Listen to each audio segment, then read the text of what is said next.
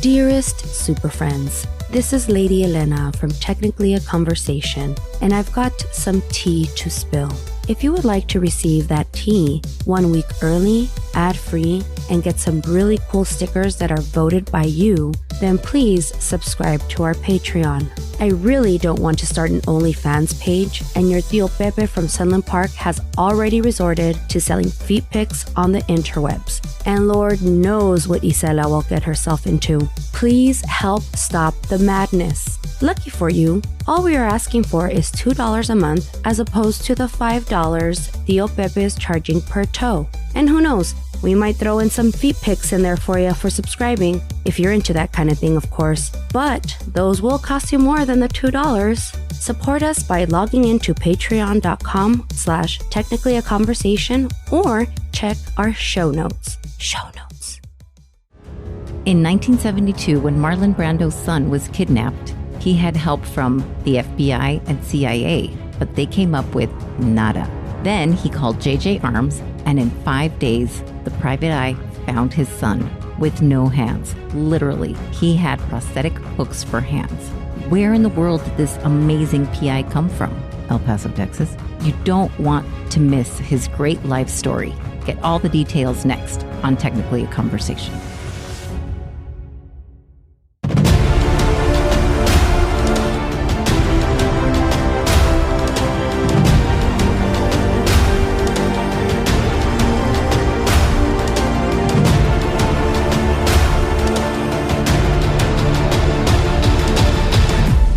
Greetings, super friends. Welcome to another episode of Technically a Conversation. Here, we like to share an interesting topic or story with each other, which we recently learned and hope you find it interesting too. I am one half of your host, Cisela. Joining me as always is Jose. How are you? I'm doing great. How about yourself? Good. Did you guys already get to talk about Biden dropping out and a new female emerging? A new contestant has entered the chat or whatever.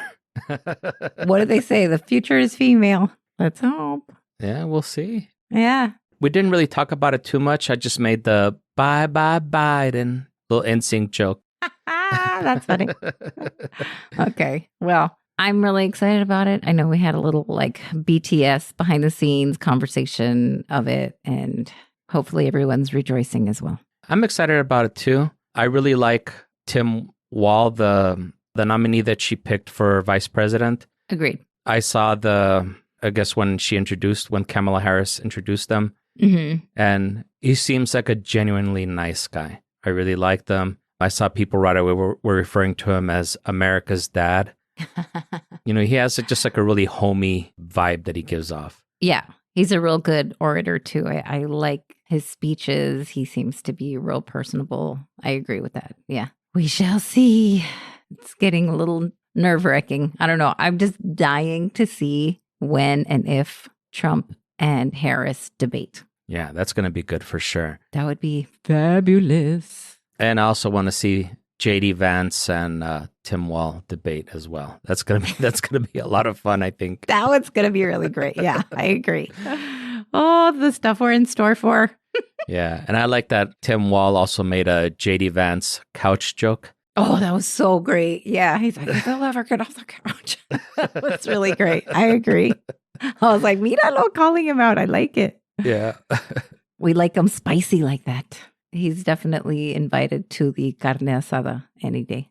For sure. And you know what? It's weird because, I think it's no surprise that we're both very liberal. And it always feels like the Democratic Party, like they're on the right track, and then they always do something to fuck up. So it's kind of a breath of fresh air seeing them not fucking up so far.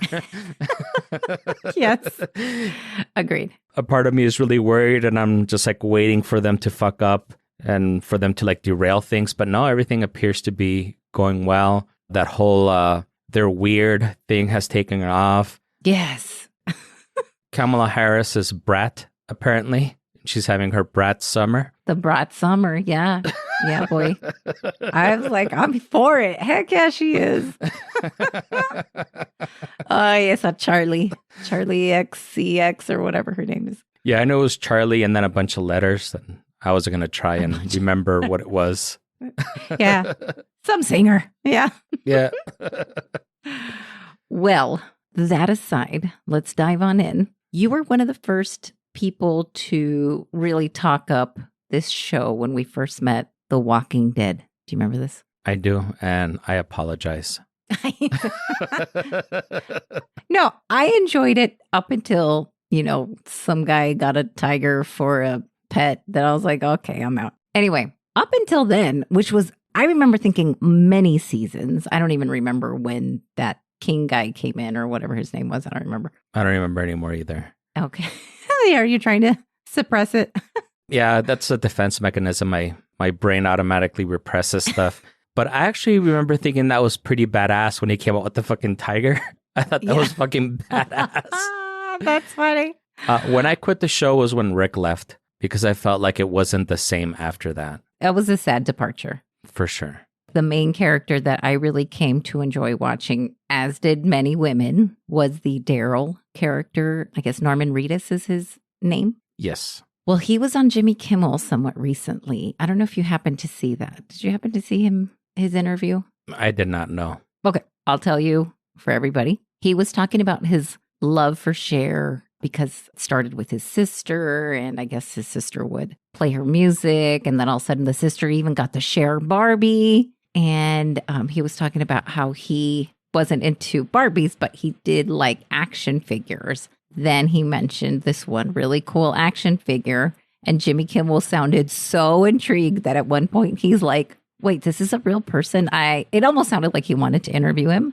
And he was talking about none other than J.J. Arms, the El Pasoan himself. Oh, wow. Yeah. And Jimmy Kimmel didn't know anything about what Norman Reedus was telling him. He was like, yeah, he was this private investigator and he didn't have any hands and he had hook for arms. And he was like telling all these. And he's like, what? Oh my God. So I thought it would be really cool if we could dive into who this excellent investigator was, who, by the way, like I said, had prosthetic hands, these hook for hands. His claim to fame, he found Marlon Brando's son when the son was kidnapped. What? If that does not grab your attention, people, turn this off now. No, I'm just kidding. We need all the listeners. So how do you feel about them apples, sir?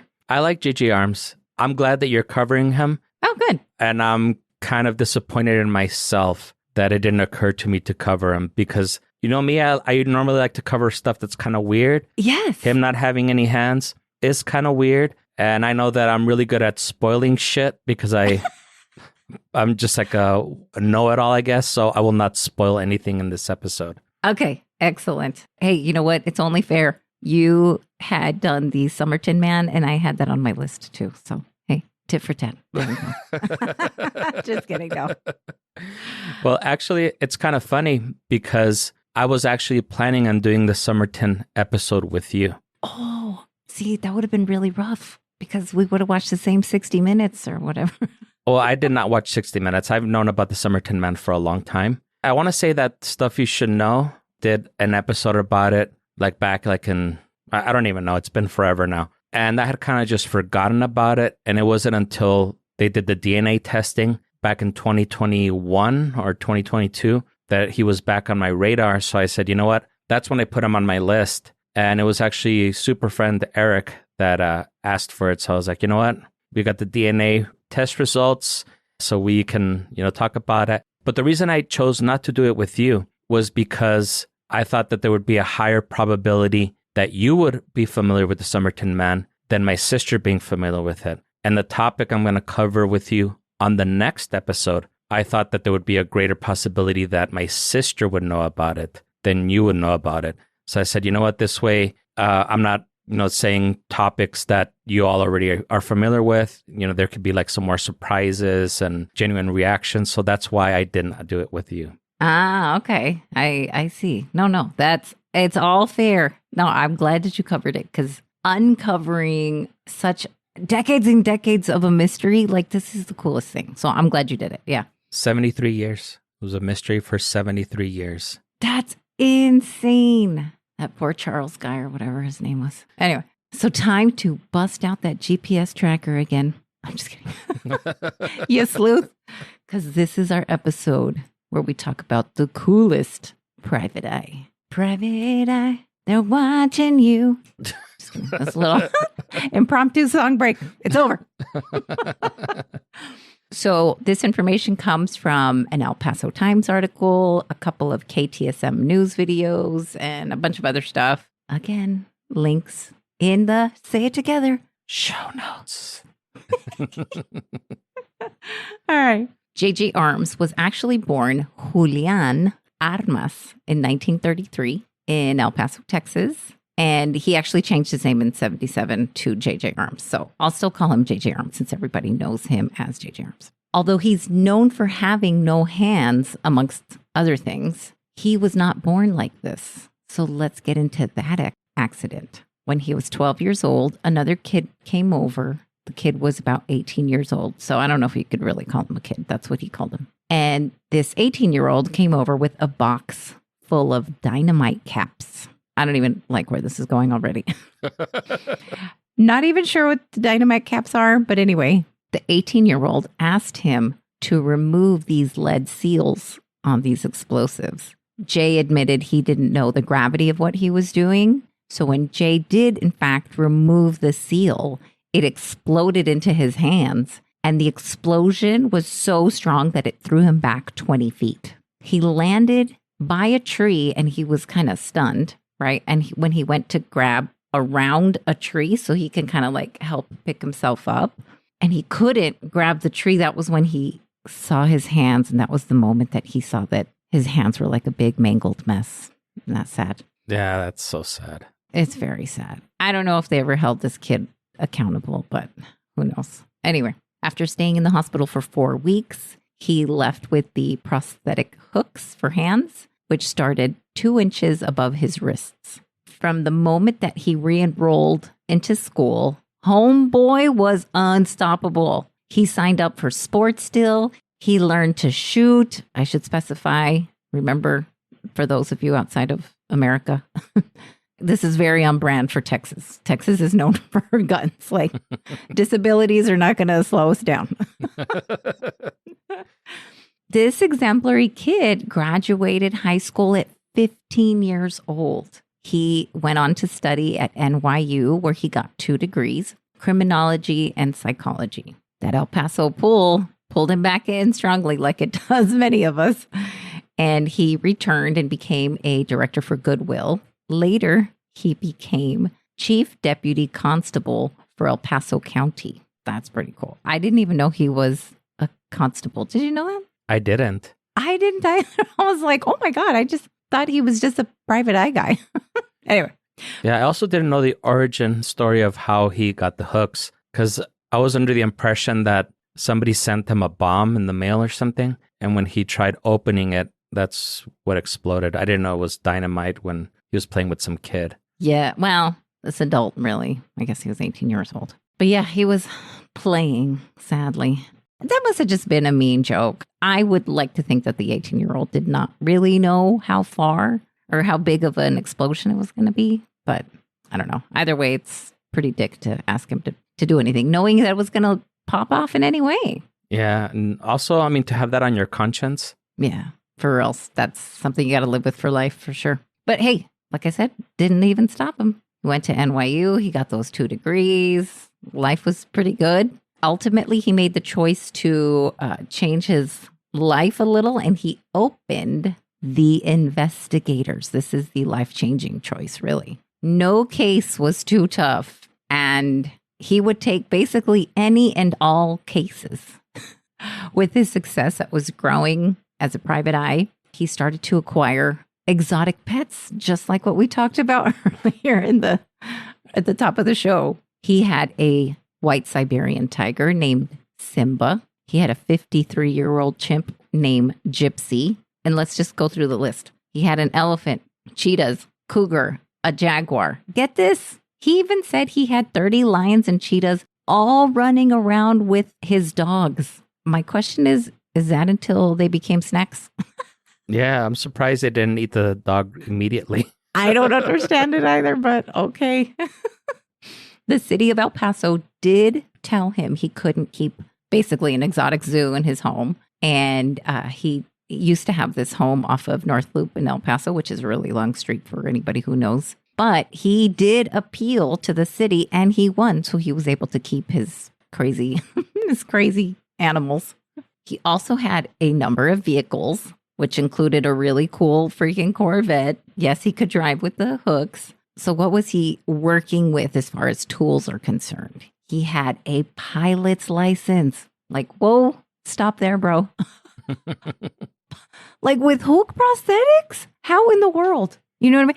He also earned a black belt in judo, karate, jujitsu. This guy's like unstoppable, right? And he was also the first amputee who could fire a gun with his hook. Separately, one of his prosthetics on his right hand had a .22 caliber pistol hidden inside where the right forearm is, and it was triggered by one of his muscles. So that's, I don't know, dude, this is all kind of hardcore. You know what I mean? Yeah, that part I had heard, that the gun was built into the prosthetic somehow. Yeah, there's a video of it on YouTube in case you ever want to look at it. It's kind of crazy. He had the one that was built in, and then he could also carry it like a regular person with the hooks. And he said that he had to resort to this because he had so many assassination attempts on him. So I can kind of understand that for sure, especially in his line of business. In an interview, he had said that he had been shot 3 times, like actually penetrated him. On his shoulder, he got shot also that was close to his heart. And then he had also got shot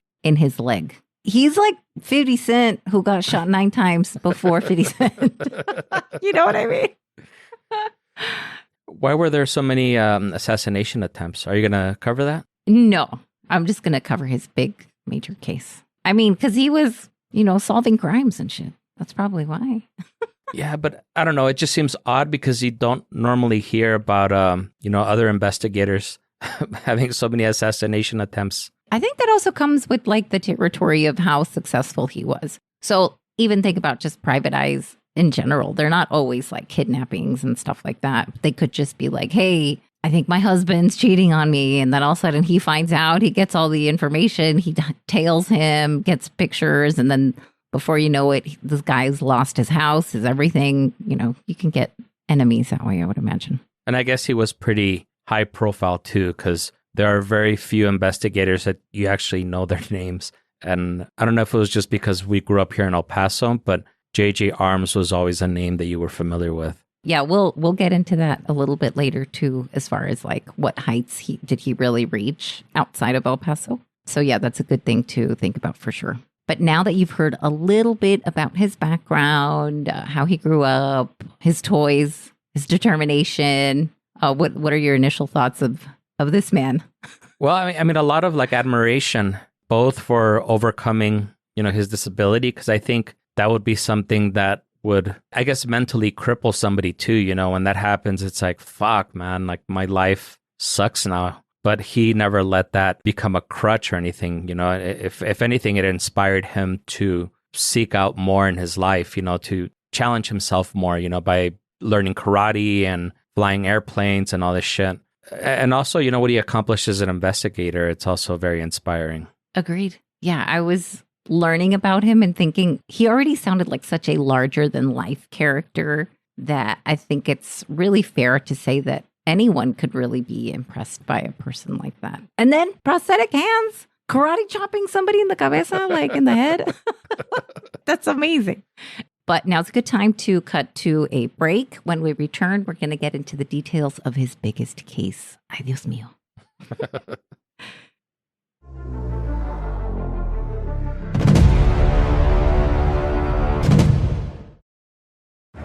Hey Murderitas, I'm Danica. And I'm Shannon. We are the mother-daughter hosts of Murder and Mimosas, a true crime podcast that strives to focus on lesser-known cases. We personally think these episodes go down a little bit better with a mimosa.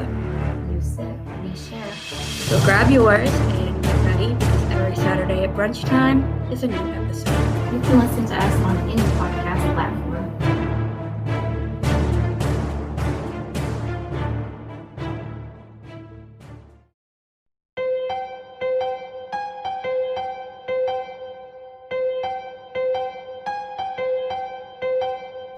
I'm Rob Kirkup, and I host the How Haunted podcast. Each episode, we delve deep into the bloody history and chilling ghost stories of one of the scariest places in the world. There's regular special episodes too, such as episodes that I record on location. There's episodes where I take you along with me on a paranormal investigation, and you hear the actual audio from that night. And of course, we do something suitably spooktacular for Halloween. Previous Halloween specials have included a ghost walk of York and the ghosts of Jack the Ripper's Whitechapel. You can find How Haunted wherever you get your podcasts. So why not join me, and together, let us ask the question, how haunted? Hey, do you like to hear about corporate crimes, major disasters, and some of the biggest scandals in history? With a little sports and pop culture thrown in? Well, then we have the podcast for you. I'm Laura. And I'm Tom. And we host the Tell Me About podcast. Every Wednesday, we tell you a story you only thought you knew. Like, did you know that the deadliest shipwreck in history is not the one that you think? Or how did parkgoers survive the most dangerous amusement park in the U.S.? Did you ever wonder how Enron almost got away with the worst corporate crime in history? Or maybe what it's like to be in witness protection. We answer these burning questions and so much more on the Tell Me About podcast, where two nerdy friends deep dive random topics and have a lot of fun in the process. You'll be surprised how many smart people drop the ball, or how many people think they're smarter than everyone else. Find us at the Tell Me About podcast on Apple or Spotify, or wherever you get your podcasts.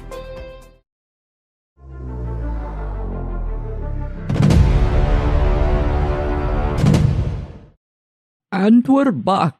We're back! Did you do any martial arts moves on any fools? Any suckers? Yes, but unfortunately, I only know ninjutsu, not jujitsu, so... Ninjutsu, yeah. That's right. More people that came to your front door. Like that one time. Oh, yeah, no people selling solar panels today, unfortunately. That's right, that's what it was. Although I did have some people that came by earlier doing the whole water company scam. They love coming here for some reason. I guess because we have arsenic in our water and it's been highly publicized. So yes, what they do, just so other people don't fall for it, they put a note on your door saying that, oh, we're the water company. You need to contact us about the quality of your water immediately. And then they have a phone number on there. Well, if you Google that phone number, you find out that it's not the water company. It's a company that's trying to sell you like water filters and all this stuff. So, oh, okay. Look at you did some sleuthing of your own. Yeah, and the joke's on them because I already have water filters. Ever since I found out that there was arsenic in the water, I did purchase water filters. So I tell you, this government, all governments are trying to kill us. Kill us slowly. I'm just kidding. If it's not the microplastics, it'll be the arsenic. Right? Damn it, son. Either way, we'll go happy, right? No. Oh. No, we're not. That's so funny. So let's talk about J.J. Arm's biggest case. Marlon Brando's son, Christian, was only 10 years old at the time when he was kidnapped. Brando called Jay and asked for his help. I'm just going to call him by Jay since we're like homies now, apparently. I'm just kidding. No, he called Jay asking for his help. The story goes that Jay valiantly flew his own helicopter into the jungle of Mexico. As one does. Dude, right from the jump, like, let's talk about that. Like, his helicopter into the depths of the jungles of Mexico. Like, what are your thoughts there? How wonderful it must be to be a millionaire, right? Yeah. My first honest to God thought was like, okay, his hands are not the only pair of things on him that's made of steel. Like, you know what I'm saying?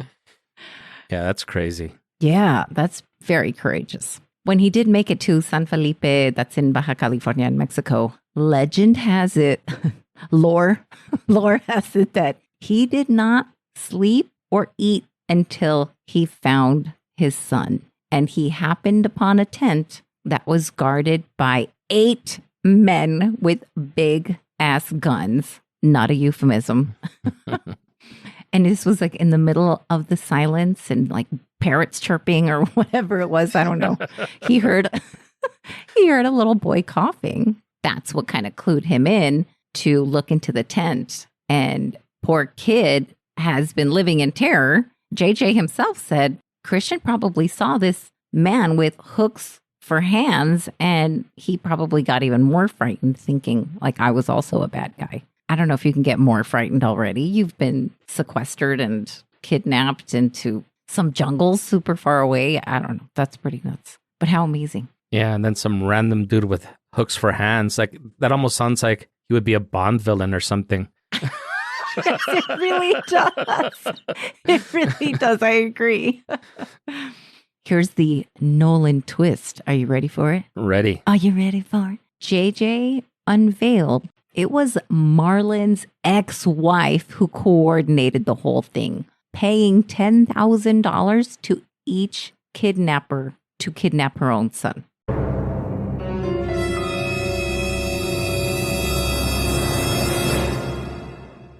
Word.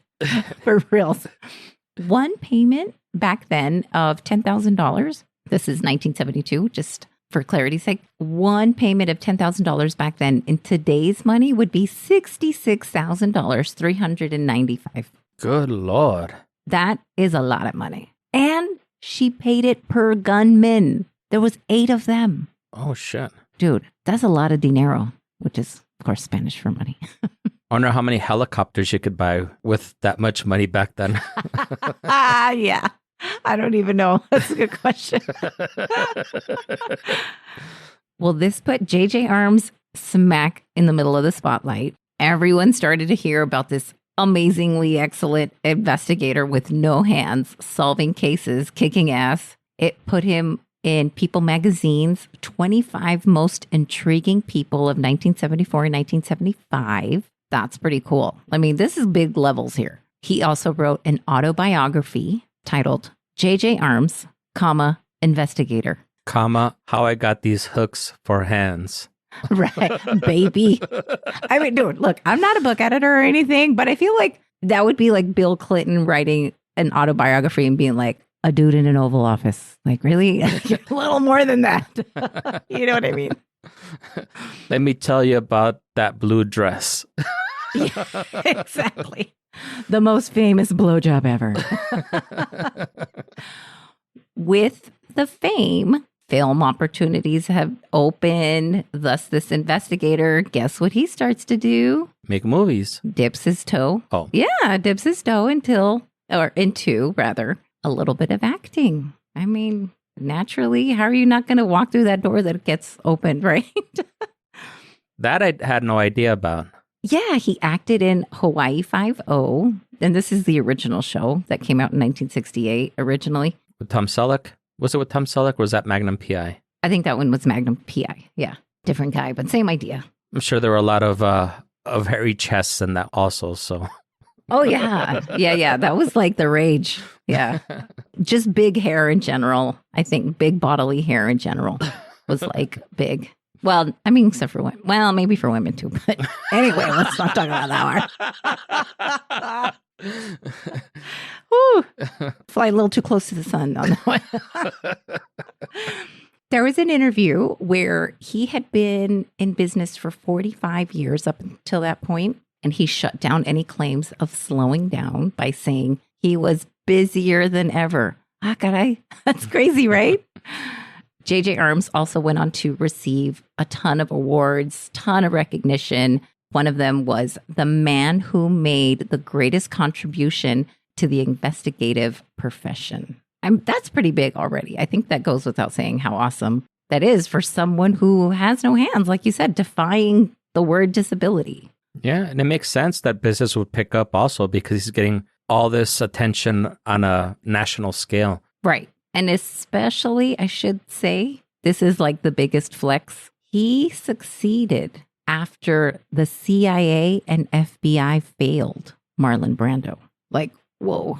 He had already reached out to these big organized people. JJ came in, said, I got it. 5 days. 5 days, he found him. Wow. I'm surprised J. Edgar Hoover didn't retaliate against him or something. Yeah, have him killed or something. Yeah. Yeah, he was a total fucking douchebag. I know, for real. Yeah.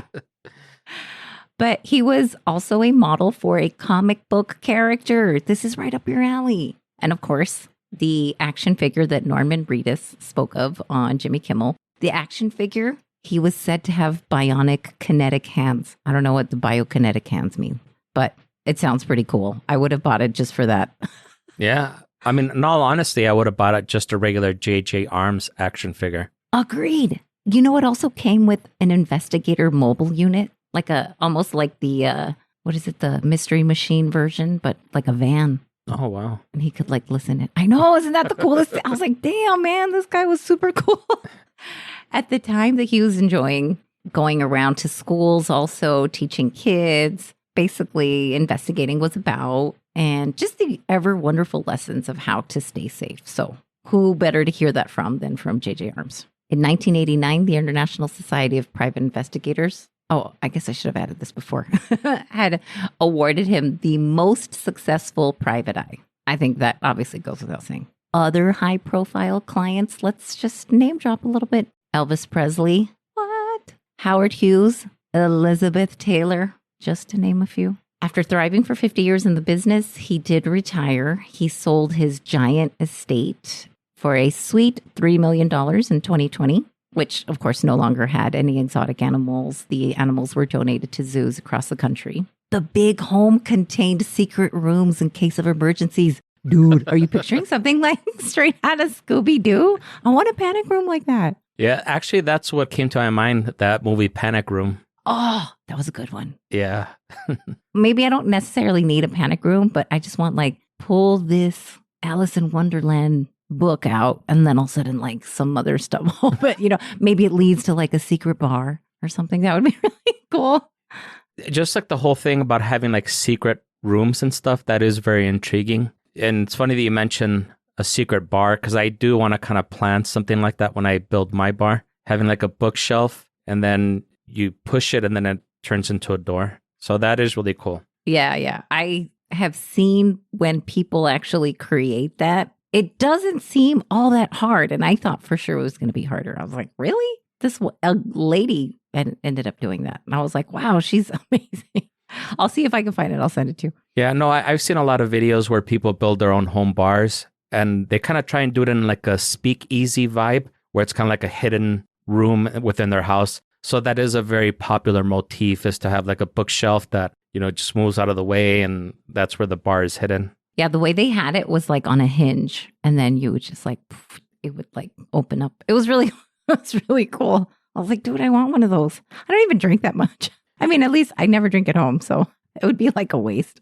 Maybe I can do like a Bruce Wayne type thing where either you play like 3 piano notes and then a door opens up, or in some in some tellings of it, like it's Martha Wayne's pearl necklace. It's held in a little display, and if you move that display, it opens up to the Bat Cave. Oh, yeah, that would be cool. Yeah. My neighbors would be like, gosh, she really likes those 3 notes. Like she really, just kidding. Anyway, J.J. Arms did mention that he was downsizing because, of course, it was too much of a house for him and his wife, understandably. What I absolutely loved is how matter-of-factly he did say that he could live anywhere in the world. But deep down, he said he's still an El Paso boy. What a good boy indeed, huh? Yeah, and you just couldn't give up the Chicos Tacos. Nobody can. I get it. That was a hard thing to kick for me when I went pescatarian, trust me.